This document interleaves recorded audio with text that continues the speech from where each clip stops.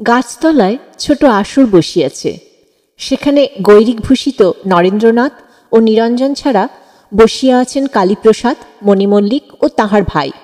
সেদিন ২৯ জানুয়ারি ১৮৮৬ মাস্টার মহাশয় কাশীপুরে আসিয়াছেন। নরেন্দ্রনাথ সুললিত কণ্ঠে গান ধরিয়াছেন। জাহ্নবী তীরে হরি বলে কেড়ে বুঝি প্রেমদাতা নিতাই এসেছে। এরপরে সমবেত গান শুরু হইল। যাদের হরি বলতে নয়ন ঝরে তারা তারা দুভাই এসেছে রে। যে নরেন্দ্র সদা বিচারে প্রবৃত্ত, তাহার মধ্যে প্রেমের ফল্গুধারা বহিতেছে।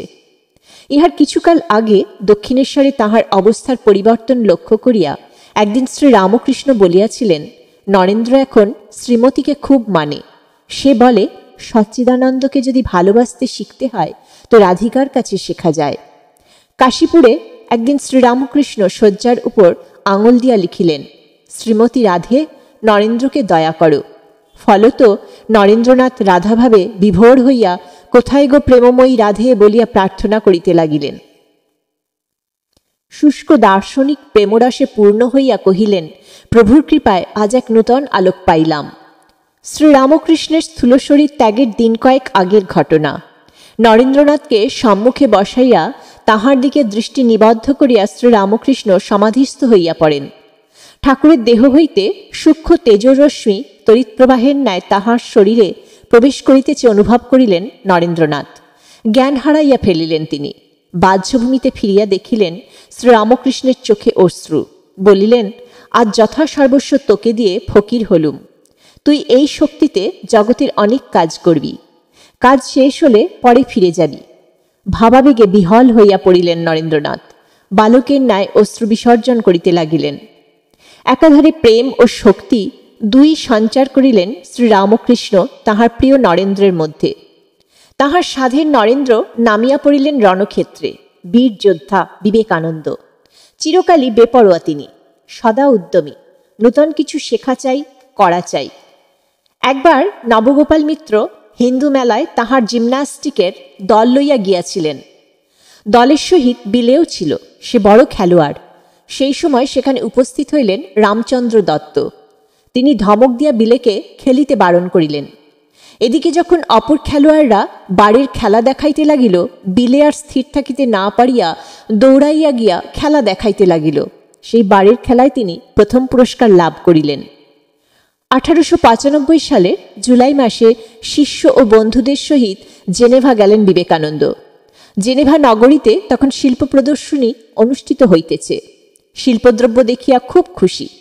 শেষে ওইখানে বেলুনে আকাশপথে ভ্রমণের ব্যবস্থা দেখিয়া তাহার চড়িবার শখ হইল।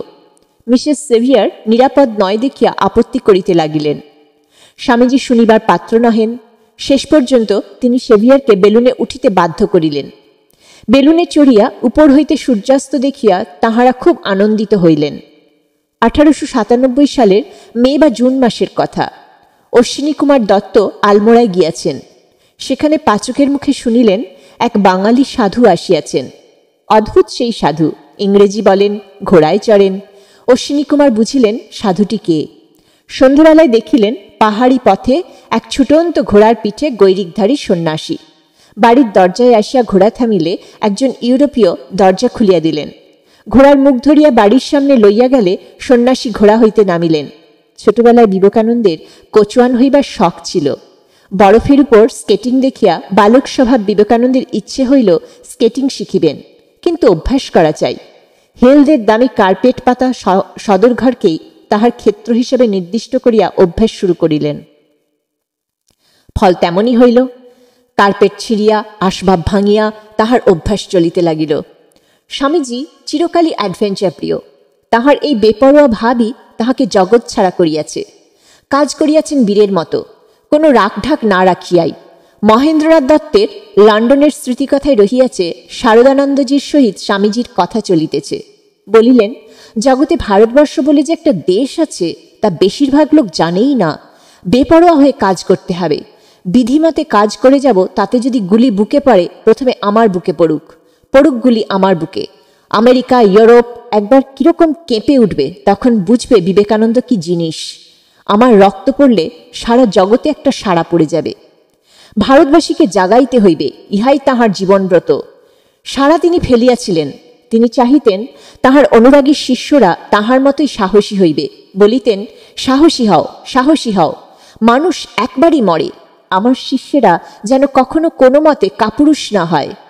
তোমাদের মধ্যে একটা অদম্য উৎসাহ, অদম্য চেষ্টা জাগ্রত করিয়া দেয়াই আমার জীবনব্রত। জীবন আর মৃত্যুর নূতন সংজ্ঞা দিলেন তিনি। বলিলেন, ভয় মৃত্যু।